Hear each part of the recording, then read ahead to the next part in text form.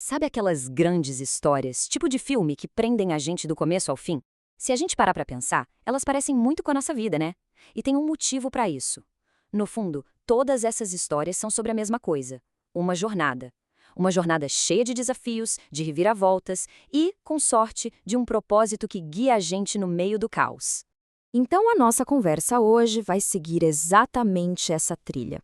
A gente vai começar entendendo a vida como essa jornada, depois vamos mergulhar de cabeça nas batalhas que nos moldam, descobrir as qualidades que nascem bem no meio do fogo e, no final, ver como tudo isso se conecta a uma coisa poderosa: um senso de missão. Bora montar a primeira peça desse quebra-cabeça? É fundamental a gente sacar que os desafios da vida não são, sabe, umas interrupções no caminho. Eles são o caminho. É a nossa própria história sendo escrita a cada passo, a cada dificuldade. Pois é, a arte imita a vida. Esse ditado antigo é a chave de tudo. As grandes histórias mexem tanto com a gente porque elas são um espelho da nossa própria existência, uma série de provações e, claro, de superações. Pensa um pouco na jornada do Frodo em O Senhor dos Anéis. Ele não é o mais forte, nem o mais esperto, mas ele enfrenta perigos, dúvidas, encontra os aliados. A nossa vida, no fundo, não é tão diferente assim. É uma sequência de provas que não só nos testam, mas que, no fim das contas, acabam nos definindo. Tá, saindo um pouco da fantasia e vindo para o mundo real. Como é que essa jornada acontece na prática? Bom, ela aparece na forma de provas. São aqueles obstáculos que colocam a gente numa encruzilhada e nos forçam a fazer escolhas bem difíceis. A primeira prova que vamos ver aqui veio do mundo acadêmico. Foi um momento de crítica profissional, daquelas que podiam ter acabado com a confiança de qualquer um. Imagina só, você entrega um trabalho e ouve isso de um professor super renomado. É um choque, uma pancada de verdade. E bem nesse momento, o caminho se divide em dois. A primeira reação, a mais fácil, seria o ressentimento. Sabe, pensar, esse cara tá louco, ele não entende nada do meu trabalho. E simplesmente jogar tudo pro alto. Mas tinha outro caminho, o da resiliência. O de respirar fundo, ouvir a crítica, por mais dura que fosse, e usar aquilo como combustível. A escolha foi pelo caminho mais difícil, o de melhorar. A segunda prova é bem mais íntima, bem mais dolorosa: a separação dos pais. É uma coisa que abala as estruturas da vida de qualquer pessoa. E, de novo, uma encruzilhada. O caminho da amargura seria se agarrar à raiva, sabe? Ficar preso naquela dor do passado.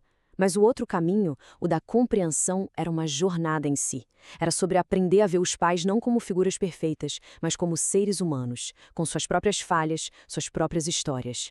E a escolha foi por essa busca, por essa libertação. A terceira prova foi material, mas o impacto dela foi direto no orgulho e na rotina. Foi a perda de um bem valioso e a necessidade de ter que recomeçar do absoluto zero. O contraste aqui é brutal. De uma caminhonete bacana para um carro velho caindo aos pedaços. Foi um recomeço forçado, lá do fundo do poço mesmo. E essa prova aqui era contra o próprio orgulho. Um caminho era negar o erro, ficar se lamentando pelo que perdeu, se deixar definir por aquela perda. O outro era o da humildade, aceitar a nova realidade, por mais difícil que fosse, e começar a reconstruir, tijolo por tijolo, do zero. E é aqui que a gente chega no ponto crucial da história. Afinal, qual é o resultado de passar por todas essas provas? Não é dinheiro, não é fama, é algo muito, mas muito mais valioso. E aqui está o tesouro. Olha só que incrível como as coisas se conectam nesse mapa. A crítica dura do professor forjou a perseverança. A crise familiar dolorosa abriu caminho para o perdão. A perda material ensinou a humildade. E de outras batalhas vieram o amor e a coragem. Essas são as recompensas de verdade da jornada. E isso leva a gente de volta para o Frodo. Lembra? Ele não era o mais forte nem o mais sábio, mas ele tinha um coração resiliente. O que fez a diferença na jornada dele e o que faz na nossa não é um dom mágico, um talento extraordinário. São as virtudes que todos nós podemos cultivar aqui dentro. Certo. Então a gente tem essas virtudes forjadas na batalha. Mas, e aí? O que une tudo isso? O que dá uma direção? É aqui que entra o conceito de missão. O senso de missão é o que transforma o sobreviver em viver com um propósito. É a resposta para a pergunta por quê? É o que faz a gente levantar da cama mesmo depois de uma noite péssima ou continuar lutando quando tudo parece perdido. E olha que interessante, essa missão não é uma coisa só para a vida inteira, gravada em pedra, ela se adapta. A missão de um jovem estagiário é uma, a missão de um pai de família é outra. Os desafios mudam e, com eles, a nossa missão evolui junto. E para ilustrar isso de um jeito brilhante, vamos ver a história do David Garibaldi. Ele é um artista que é a personificação dessa transformação. Olha só que loucura isso. O talento do David era pintar. Quando ele se via como um pichador, esse mesmo talento podia levá-lo para a prisão. Ele ia pagar por isso. Mas, quando ele mudou a perspectiva e se viu como um artista de palco, o mesmíssimo talento passou a pagar as contas dele. O talento era o mesmo, a perspectiva mudou absolutamente tudo. E a mudança não parou por aí, não. Ele pegou esse novo propósito e levou para outro nível. Ele começou a usar a arte dele para arrecadar mais de $600 mil para caridade. O talento virou uma missão que hoje impacta a vida de milhares de pessoas. E aqui está a essência de tudo.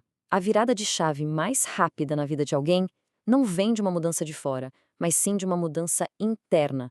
Uma mudança de ponto de vista sobre quem a gente é e sobre quem a gente pode se tornar. Então, para a gente fechar, fica a reflexão. Olhando para suas próprias provas, para as virtudes que foram forjadas aí na sua dificuldade, qual é a missão que a sua jornada nesse exato momento está te convidando para cumprir?